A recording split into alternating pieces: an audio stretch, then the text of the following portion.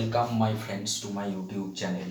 Now in today's lecture I shall going to discuss the gravitational potential, okay, by taking suitable example. Okay, so what is gravitational potential?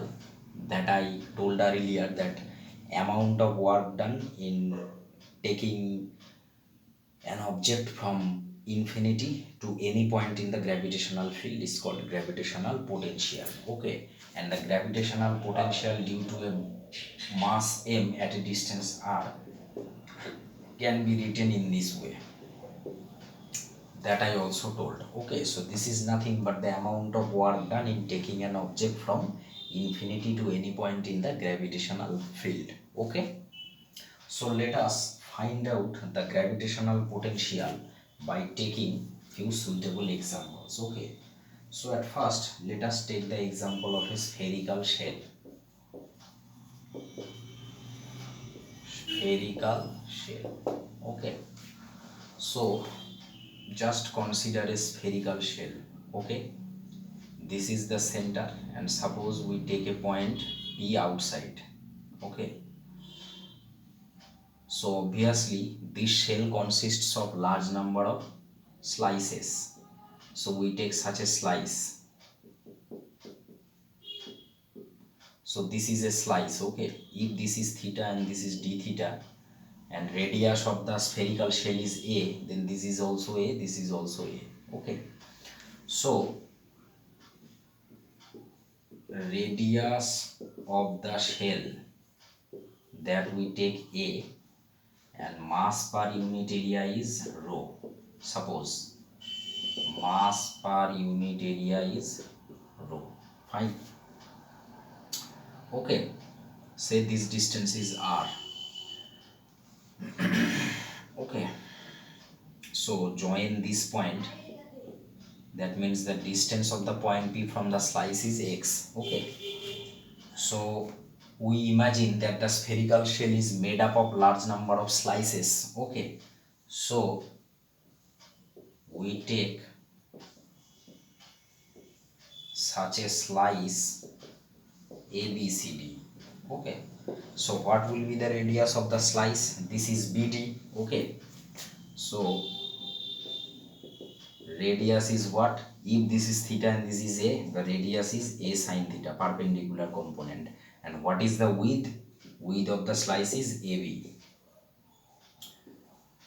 Width of the slice AB, this is simply a into d theta. Okay, now what will be the mass of the slice? Circumference into thickness. Okay,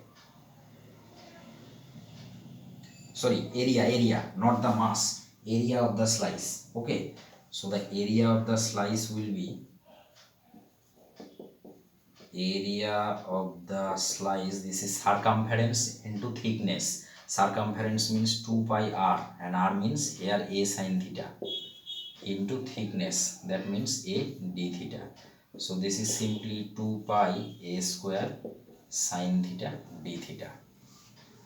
So we find the area of the slice is this. Okay, now mass per unit area is rho. So what will be the mass of the slice? Mass of the slice, this is simply multiply this by rho. So this is the mass of the slice. Okay, so at first we are going to find out the potential at P due to this small slice. Then after integrating this within the limits,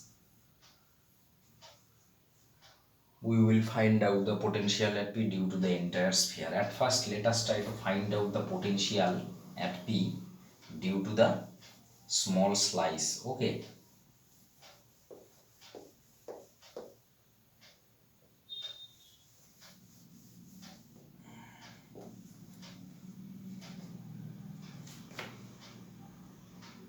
so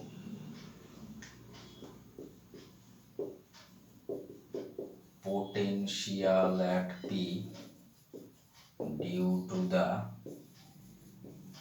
small slice কত হবে? minus g into m that we find 2 pi a square rho sine theta d theta by what is the distance between the point and the slice? This is simply x. Okay, so this is the general formula. Now we can use the vector law from this triangle OAP. Since A and R are the opposite vectors, we can write x square, this is a square plus r square plus 2ar. The direction of a and r is opposite, so this is simply cos pi minus theta. Okay, because this is in this direction and this is this direction, opposite direction, that's why we can write this vector formula from by using vector law. Okay, so this is simply x square, this is simply a square plus r square minus 2ar cos theta. Okay, x square, this is equals to a square plus r square minus 2ar cos theta. So if we do differentiation, then this is simply 2x dx, a and r are constant, this would become 2ar sin theta d theta. Okay, so 2 cancels, so what will be my sin theta d theta? This is simply ax dx by ar. We do it because we have to replace this expression, or we have to put sin theta d theta equals to ax dx by ar. Okay, we have to we remove theta variable and replace this in terms of x. Okay, so my sin theta d theta will be x dx by ar. So if we substitute this value, so what we get? Minus g into 2 pi a square rho, this is simply x dx by ar, and another x term is there, x cancels, so this is simply 2 pi a rho g by r into dx.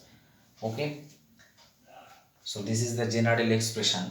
So now let us take the position of the point at first outside. So I here obviously draw the point outside. So in this case you see that r is greater than a, that means outside, for outside point, that is for p, we can always write r is greater than a. That means when you are trying to find out the potential at p, you have to integrate this expression within the limits r minus a to r plus a. Okay, so this is simply dx. So if you do it, you will get the potential at p. So let's do it. Okay, let's see what is the potential at outside point. So this is simply minus 2 pi a rho g upon r. This is x, r plus a minus, this is 2a. Okay, so this is simply minus 4 pi a square rho g by r. That means minus g into m by r. So what is m? We have previously choose the radius of the entire shell is a. So its area is 4 pi a square, and if rho is the mass per unit area, then this is the total mass of the shell. Total mass of shell. So we see that the potential outside a thin spherical shell is exactly equal to minus gm by r. What is r? The distance of the observation point from the center. Okay, now let's check what happens if the point is located at the surface.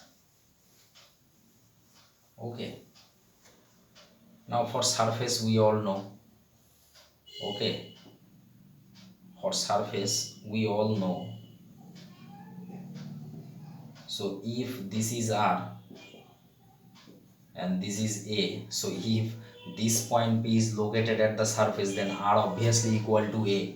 If p is anywhere in the surface, then this distance is always equal to the radius. So for p to be located